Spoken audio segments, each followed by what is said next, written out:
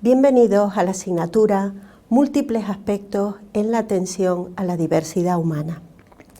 Tienes en la plataforma el mapa conceptual de la materia, así como el directorio de recursos y multimedia, donde puedes encontrar las fuentes teóricas más relevantes, enlaces a vídeos y cuanta documentación complementaria puedas necesitar para lograr un aprendizaje autónomo. También habrás realizado el pretest antes de acceder a la lección que se acompaña del presente PowerPoint. Y una vez que finalices el aprendizaje, realizarás la actividad propuesta y el post-test. Nos podemos hacer varios interrogantes relacionados con esta materia. ¿Qué ámbitos abarca la diversidad? ¿Cómo educar en el valor de la diversidad? ¿Cómo favorecer una cultura de la diversidad?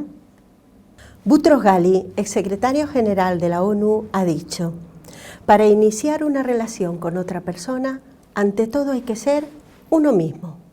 Existe relación entre diversidad e identidad. Ser uno mismo, cada uno y cada una en su singularidad. Por eso podemos hablar que hemos pasado de entender la diversidad como un hándicap, como un déficit, a entenderla como un valor. La Declaración Universal de los Derechos Humanos ya manifestó que todos los seres humanos pertenecen a la misma especie y que somos iguales en dignidad y en derechos.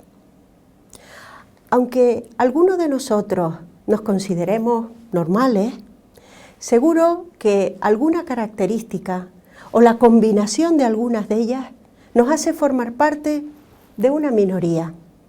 Cada uno de nosotros es único y única, como podemos ver en las graciosas imágenes de estos niños que vemos en la imagen. Por eso hablamos en general de que no hay gente normal y gente rara. Todos somos raros, todos somos singulares y todos formamos parte de alguna minoría. Lo normal es la heterogeneidad, lo normal es la diversidad. Y eso nos lleva a hablar también de una cultura de la diversidad. La diversidad humana es un patrimonio que hay que proteger. De las múltiples definiciones de cultura, como las de Boas, Goodenough, Harris, Malinowski, Perot o Taylor, he destacado la de Carlos Fuentes, cuando dice: cada cultura es una concha en la que oímos voces que nos dicen lo que somos y lo que fuimos, lo que hemos olvidado y lo que podemos ser.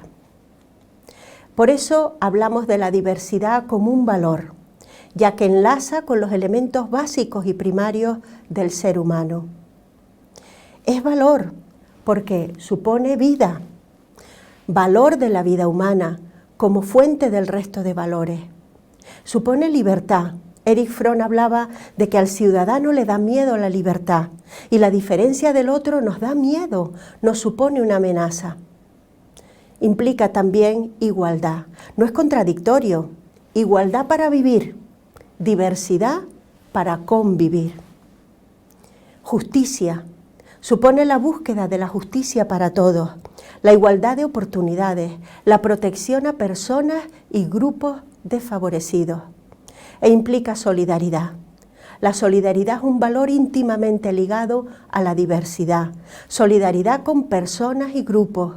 La solidaridad se enseña y se aprende desde el diálogo y el trabajo cooperativo. ¿Qué ámbitos abarca la diversidad? Diversidad por razón de género. El secretario general de las Naciones Unidas dijo en su mensaje del 8 de marzo: aunemos nuestros esfuerzos para poner fin a la discriminación por motivos de género, cuando quiera y donde quiera que ésta ocurra. La educación en la diversidad será posible si eliminamos las fronteras invisibles del género. Diversidad por razón de edad.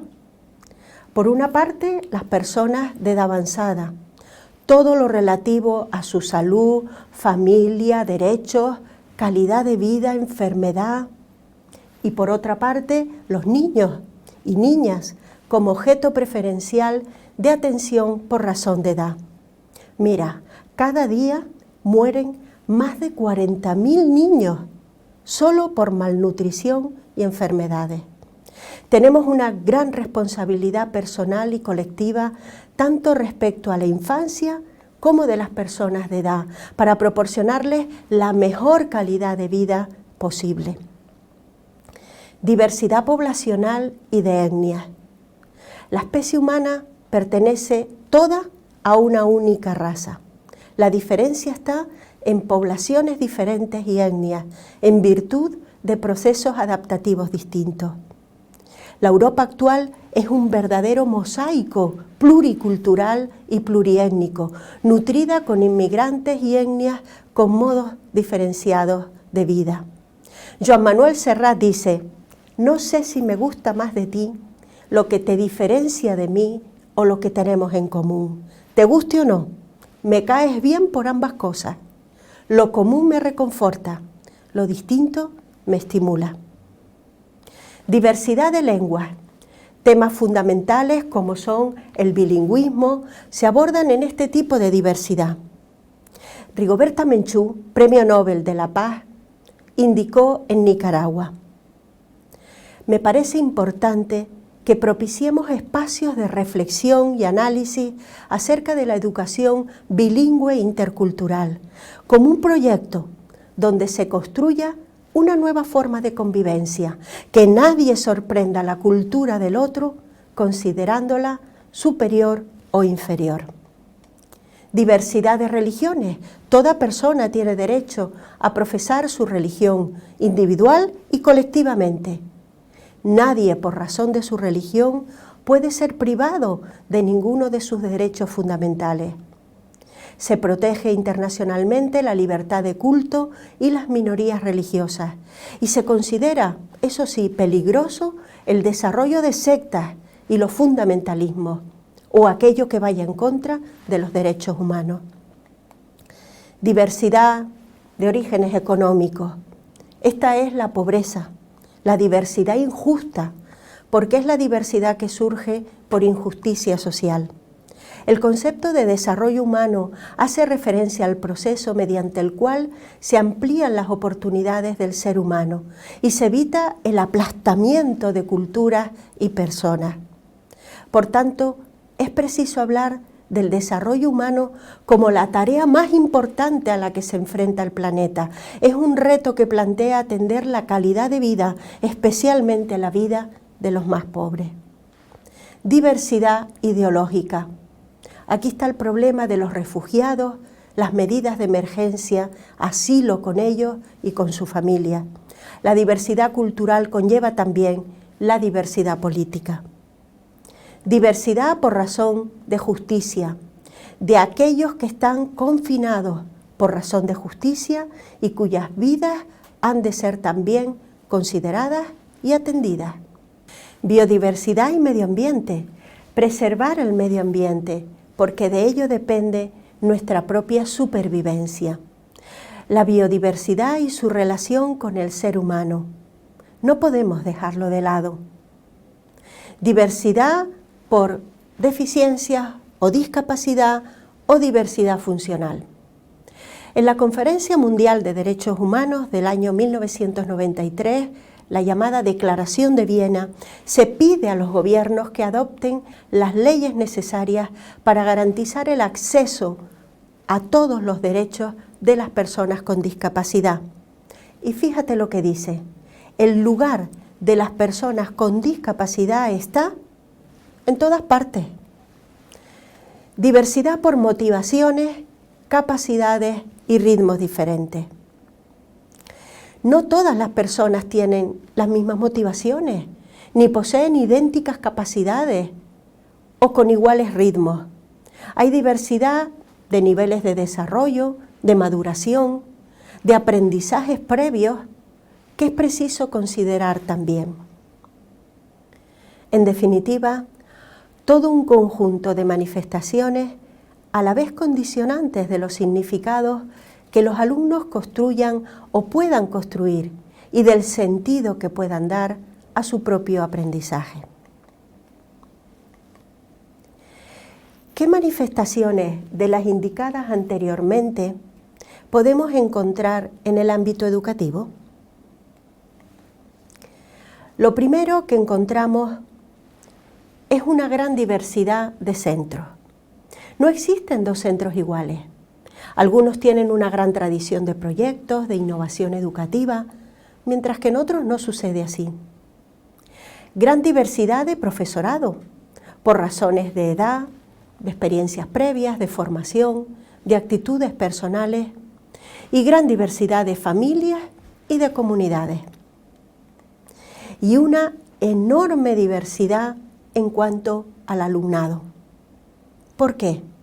Por sus estilos de aprendizaje, sus capacidades o niveles de desarrollo y aprendizaje previo, pero también por su ritmo, por sus intereses o motivaciones, por pertenencia a minorías o grupos desfavorecidos, entre otros. Todo ello hará que sean niños y niñas con necesidades educativas de apoyo. Todos los niños tienen necesidades educativas, solo que algunos tendrán necesidades más o menos específicas de apoyo educativo.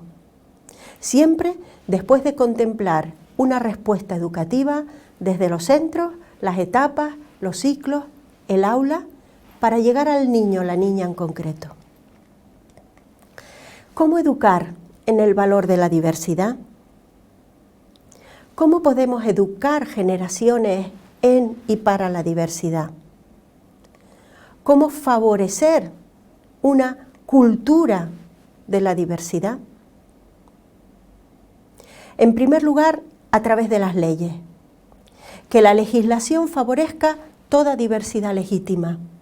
Es preciso dotarnos de instrumentos legislativos en el ámbito nacional e internacional. En segundo lugar, a través de la formación. No bastan las leyes. Es preciso educar generaciones que no le tengan miedo a otras culturas y a otras personas. Educar seres abiertos y curiosos. Jacques Delors señaló que la educación ha de organizarse alrededor de 4 aprendizajes, que serán los pilares del conocimiento a lo largo de la vida de cada individuo. Aprender a conocer, esto es, adquirir los instrumentos de la comprensión, aprender a ser para poder actuar en el entorno, aprender a vivir juntos para participar y cooperar con los demás en todas las actividades humanas y aprender a ser, progresión esencial que participa de los 3 aprendizajes anteriores, es el desarrollo personal. Para poder favorecer esta diversidad es necesario un verdadero cambio de actitudes. Las actitudes, como ven en la imagen, se cocinan. Nuestros valores y nuestros modos de entender la vida. Ello conlleva una respuesta original frente al alumno o la alumna tipo. No debemos estar predispuestos, condicionados o con estereotipos. Tenemos que dejarnos sorprender por cada alumno o alumna y que sean ellos mismos los que nos indican cómo son y qué pueden hacer. Heterogeneidad frente a homogeneidad. Indica coexistencia de la diversidad, de la diferencia e implica mayores posibilidades de crecimiento personal y colectivo. Y respuesta educativa diferenciada frente a una respuesta uniforme.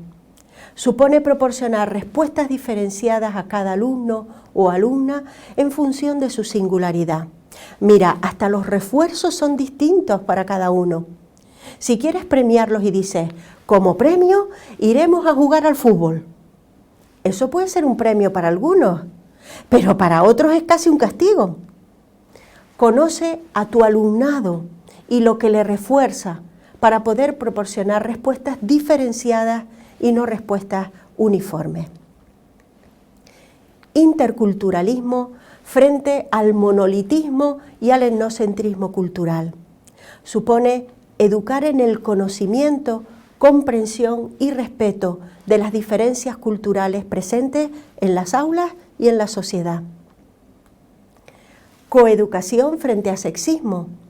Se hace necesario una labor planificada y sistemática que parta del conocimiento de las diferencias de género y que posibilite el desarrollo integral de todos y cada uno sin ningún tipo de imposición social preestablecida. Identidad de objetivos generales para todo el alumnado, referido exclusivamente a aquellos objetivos verdaderamente generales de los que se tiene que beneficiar todo el alumnado. Acción positiva en favor de los más desfavorecidos, para compensar desigualdades, para asegurar la igualdad de oportunidades. Ayudar más al que más lo necesita es uno de los ejes fundamentales de la justicia social. Relatividad, temporalidad e interactividad de las necesidades educativas. Quiere decir que hemos de considerar que las necesidades son relativas, que en unos casos perdurarán en el tiempo y en otros serán pasajeras. Y además que existe una interacción y un beneficio entre las mismas. Hemos visto que favorece la diversidad, primero las leyes, segundo la formación y ahora el tercer punto, el acceso a la información. El mundo de las comunicaciones como Internet es básico. El acceso al espacio electrónico abre unas posibilidades infinitas para la información, la comunicación, el aprendizaje y la diversión. En este sentido, es fundamental considerar la inclusión como el modo más efectivo para favorecer la diversidad. Por eso, Melaísco ha dicho que para crear sociedades inclusivas hemos de comenzar creando escuelas inclusivas. Y él propone crear una cultura escolar que desarrolle formas de trabajo que procuren reducir las barreras que dificultan la participación y la comunicación del alumnado. Rubio, en su artículo Creatividad, una nueva concepción para una nueva época, habla del desordenar, es decir, atribuir un orden diferente, diverso a algo. O lo que otros autores llaman, es necesario aprender a desaprender si queremos adaptarnos, evolucionar, crecer y abrirnos adecuadamente a la realidad. El nuevo signo de esta época es la diversidad. La vida no puede ser la sopa cotidiana de repeticiones, sino un espacio de negociación de significado, de construcción de sentidos. La escuela no puede ser un instrumento de igualación, sino un ámbito donde los alumnos y alumnas tienen posibilidades de progresar según sus características personales y sociales y de recibir una educación de calidad que les permita incorporarse a la sociedad con plenos derechos y deberes. La educación universitaria no puede ser el aburrido repetir del conocimiento, sino un espacio para la construcción, un foro de cultura donde se den cita todas las diferencias posibles. Así los valores, en vez de conservarse o recuperarse uno a uno, deben ser construidos. Y nuestra última propuesta es la toma de conciencia individual. Aquí nos preguntamos por nosotros mismos, por nuestras actitudes hacia las diferencias. Dijo Einstein que es más fácil desintegrar el átomo que un prejuicio. Por ello, lo primero es tener equilibrio personal, ser nosotros profesionales equilibrados, con verdadera confianza en nosotros mismos, partiendo de eso que nosotros somos. Dice Jaurés, no se enseña lo que se sabe, tampoco se enseña lo que se dice, se enseña lo que se hace. Explicamos lo que sabemos, pero enseñamos lo que somos. Aceptar y respetar las diferencias. El que no acepta a los demás es porque en el fondo no se tolera a sí mismo. Tener sentido del humor. Quien sepa reír aunque las cosas no salgan perfectas, sonreír ante las crisis podrá adaptarse ante las dificultades. No perder el humor, aunque las cosas no salgan perfectas. Seamos profesionales con sentido del humor. Sabernos mover entre polos opuestos. Hemos de saber estar cerca de las personas que ayudamos, pero saber mantener la distancia profesional que se exige. El afecto. Algunas personas parecen carecer de la capacidad de dar afecto y de saber recibirlo. Somos tacaños con el afecto.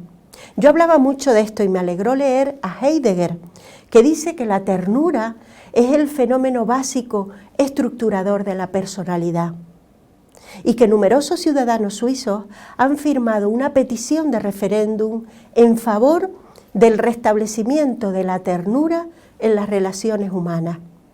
Eso demuestra la urgente necesidad de aquellos que están hartos de pan, se sienten mendigos de cariño. Y entre los científicos ha tenido que venir el psicólogo Goleman para hablarnos de la inteligencia emocional, para que empecemos a tomar un poco en serio esto del afecto. Y finalmente, la responsabilidad. Hemos de ser profesionales responsables con lo que no hemos comprometido. No vamos a trabajar con frascos en un laboratorio, sino con personas en distintas circunstancias y edades, y fundamentalmente en aquellas cuyas mentes se están formando y están en desarrollo. La nuestra es una profesión de alto riesgo y tenemos una grandísima responsabilidad. Por tanto, leyes, formación, acceso a la información, pero también nuestra toma de conciencia individual. Termino con una imagen que me gusta mucho. Esta planta nació en contra de todo pronóstico. No creció por donde crecen otras plantas, pero ella encontró su espacio para crecer, desarrollarse y ocupar un lugar en el mundo con iguales derechos que otra planta.